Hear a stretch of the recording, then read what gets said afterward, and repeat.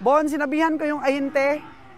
Hindi ka ba excited na malaman kung ano recovery ng nabili naming 192K? Oo. Ay, parang ano siya, parang alam niya kaagad na lugi tayo.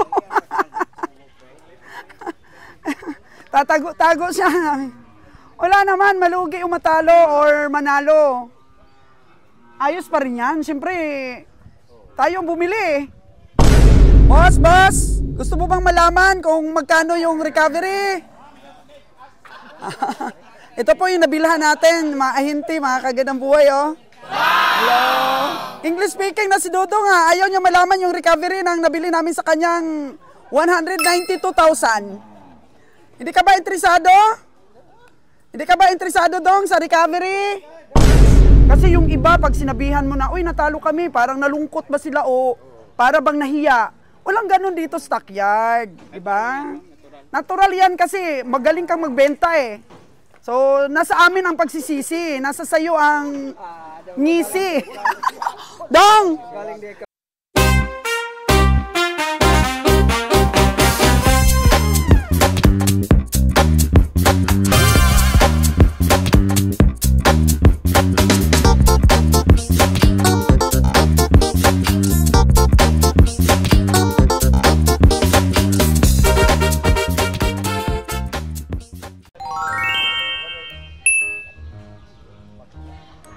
Time check po natin mga kagandang buhay is impunto alas 7 ng umaga. Araw ng Miyerkules. At dito po tayo ngayon sa Bantolinaw Livestock Auction. Dito po tayo dumaan sa likod.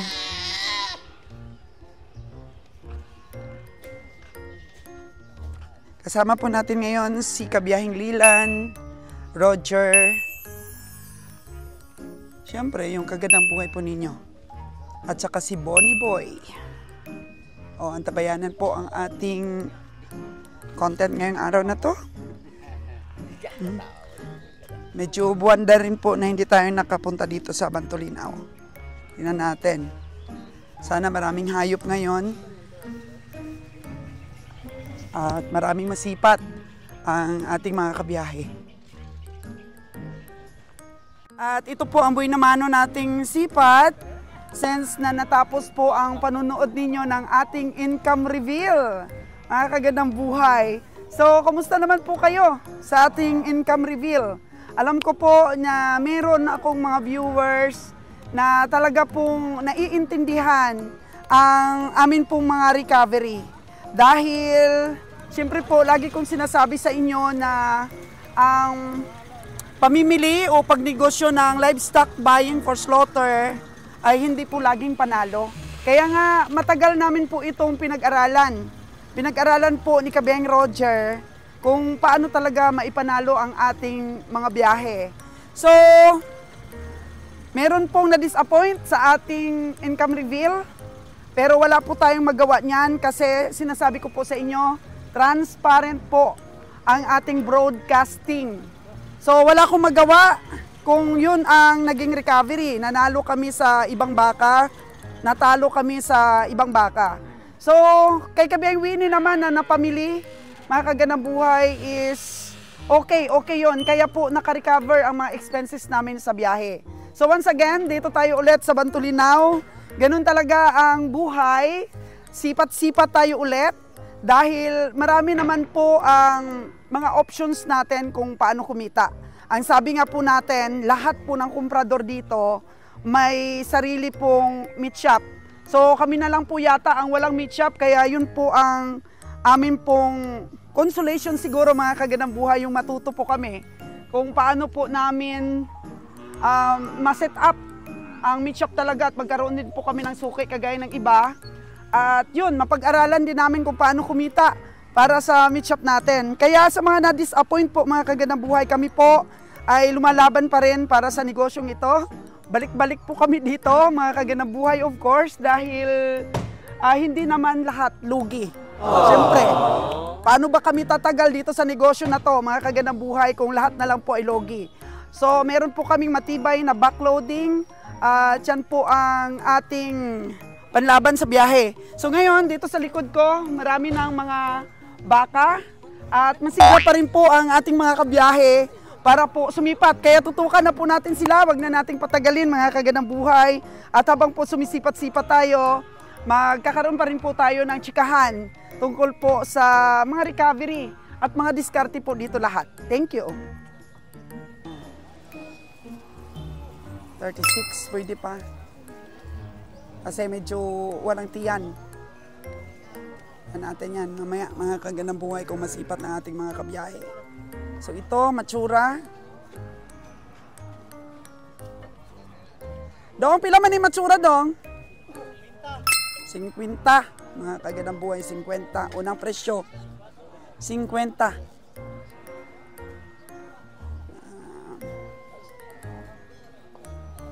So, natapos na pong magkape si kabiyahe. So, tingin-tingin lang muna, tanong-tanong na presyo. Yun po yung tinatawag na pleasing. Sabi ng ibang mga kobrador. Tanong-tanong lang muna ng mga presyo. Tapos tansyahin kung pwede pang tawaran. Yun. So, itong mga tamanyo na pinapakita ko, pwede po ito sa sariling katay, sa sariling lamisa. Yun. Dito kaya, dito. Natin muna si Lilan at saka si Bonnie Boy. Nakikiramdam yan. Yan natin yung... Boss! Gusto mo bang malaman kung magkano yung recovery?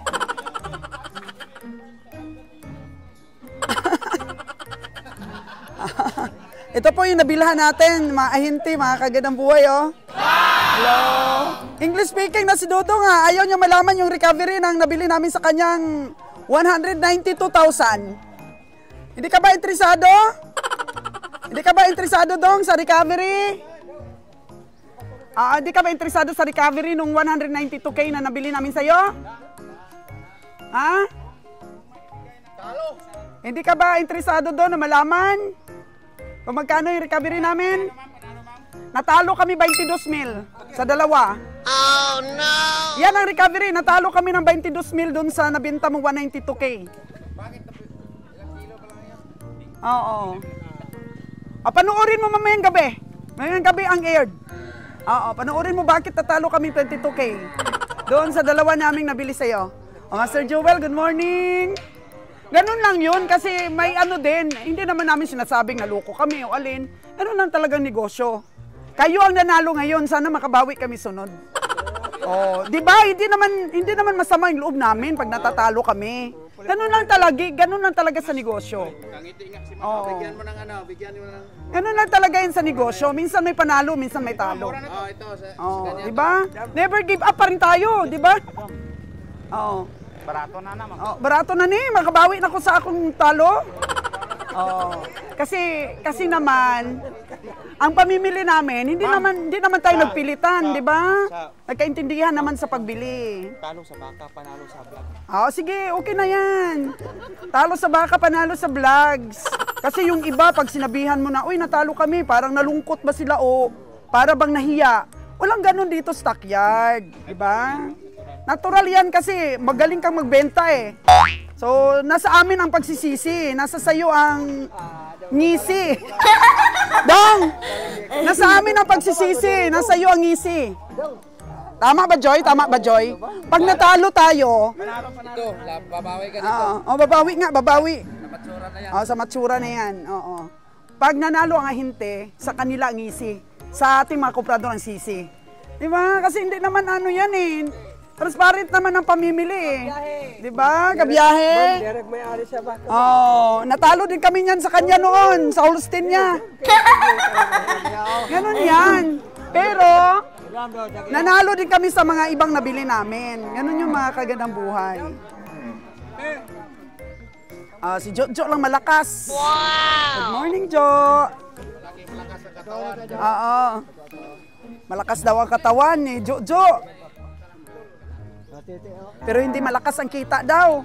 Paborito ko pa rin ikaw na ahinte. Alam mo ba yun? Ay, nako. Natakot siya mga kaganang buhay na malaman yung recovery namin. Pero yun talaga ang totoo. Kaya kahit dito, sasabihin ko po talaga kasi transparent tayo. Diba, Master Joel? Pag nanalo, masaya. Pag natalo, masaya pa rin tayo. Walang sakitan ng loob. Walang ganyan. Wala Master Joel. Kaya paningkamot lang yun pa rin. Try and try. Meron natalo, matalo, meron manalo. Anong dala mo ngayon, Master Joel? Kaba o baka. Pero alagain o pangkatay? Pagkatay man tanan, dala. Ayun si Master Joel, nag-antog-antog. At least, kita ka agad, no, Master? Wala nang hintay-hintay. Magkita mo kaagad yung, yung panalo. Goods pa rin po tayo dito. Sana kaya mga kabiyahe natin? Doon tayo, lipat tayo doon sa taas. Doon yata sila eh.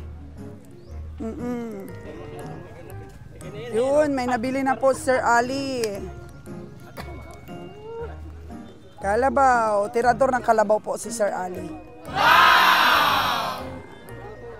Ganun lang po dito sa vlogs natin. Ano lang po tayo? Sports lang. At kailangan po mga kaganang buhay, kilala ka nila na transparent ka. Nako, pagka nanalo ang baka mo, sabihin ko pa, ay, nanalo kami sa baka mo.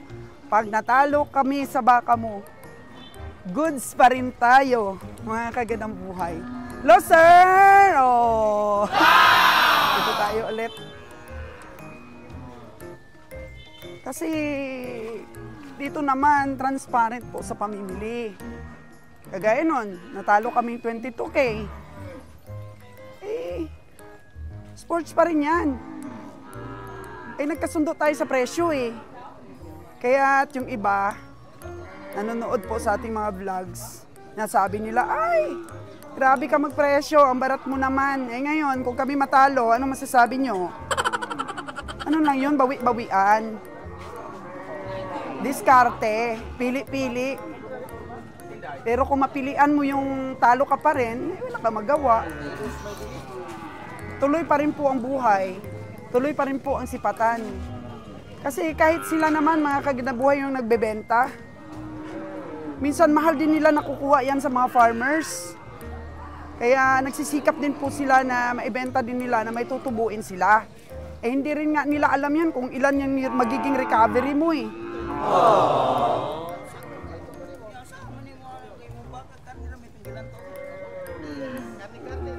Kasi sila sinisipat-sipat din nila yung mga nabili nila at pinaplastar po yung presyo. Tsaka po nagtatawaran dito sa pamilihan. Pero hindi rin nila alam kung mabigat ba ang baka nila, may pamigat ba. Basta maibenta lang nila na may tubo sila, mga kaganang buhay. So kami, and vice versa, sipat din para kami makatubo. Kaya there's nothing to worry. Para dito sa sipatan, walang dapat ikahiya. Lumalaban po ang bawat isa para kumita. So, dapat po maintindihan po yan ang ating mga viewers. Oo. Tama po kayo. Kanya-kanya pong diskarte para kumita. Tapos minsan sinasabihan ko, nanalo kami sa baka na binenta mo sa amin. Pwede happy din sila. Ano yun eh, kung kumita man sila sa Bon! Meron baka doon sa sa bundok. Kaya tukan natin. May bababa po sipatin natin mga kaganabuhay. Abangan natin. Dumiretso? Sa kabilang pinto. Ayun kulay puti. Hindi naman masyadong malaki, no? Bon, sinabihan ko yung ahinte. Hindi ka ba excited na malaman kung recovery ng nabili naming 192K? Oo. Ay, parang siya, parang alam niya kaagad na lugi tayo. Tatago-tago siya. Wala naman, malugi o matalo or manalo.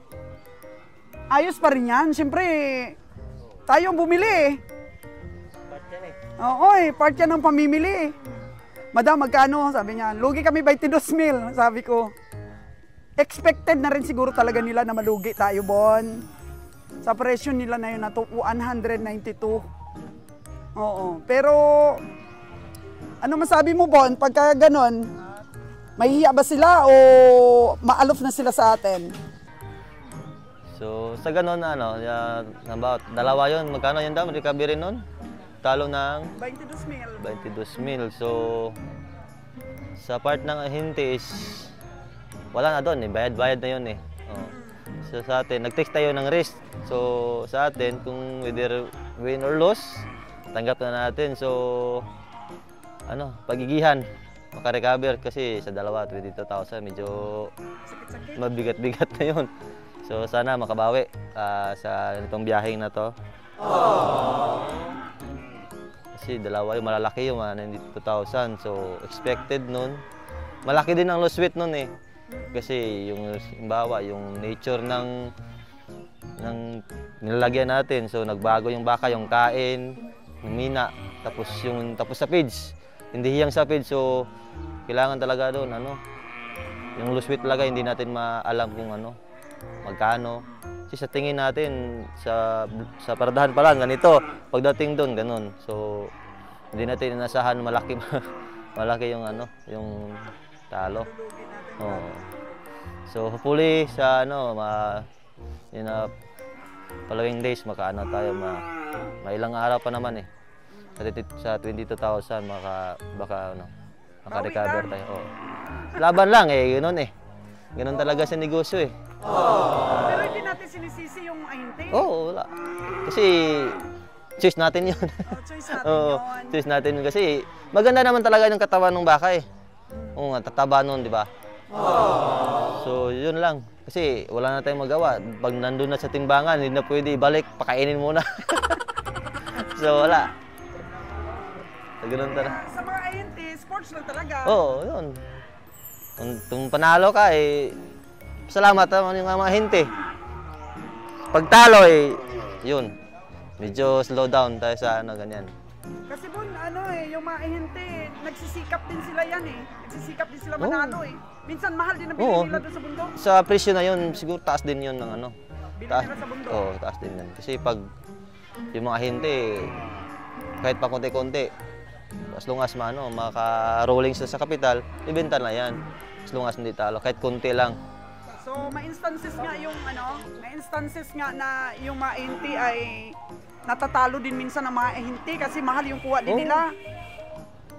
Kasi, halimbawa, pag ahente na na kailangan talaga na makaroll yung kapital, kahit tatalo ng malalaki din. Kasi, halimbawa, pag hina yung katay natin, mag-slow down kasi tayo.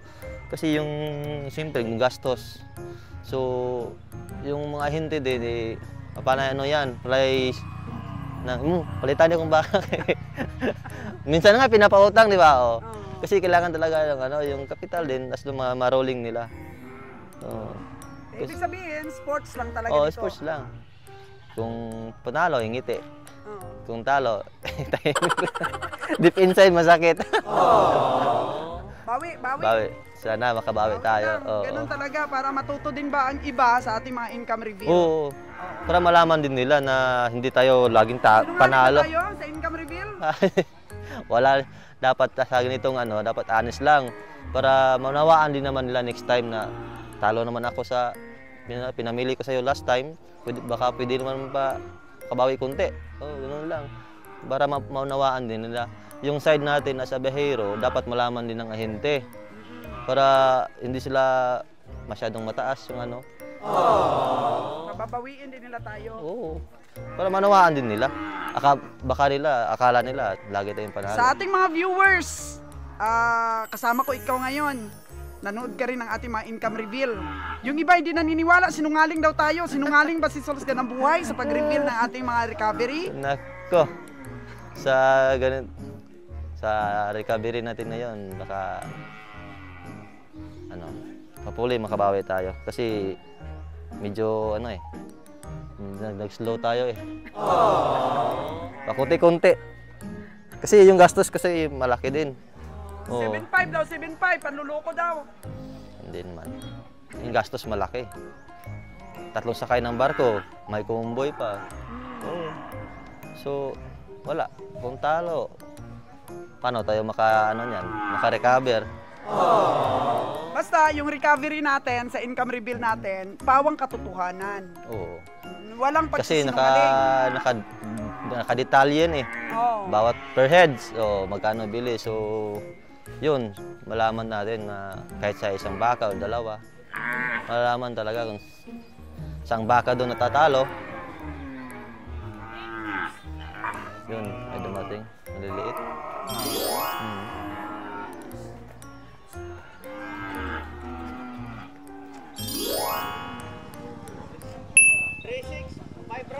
Nakabili na kayong dalawa? Isa daw.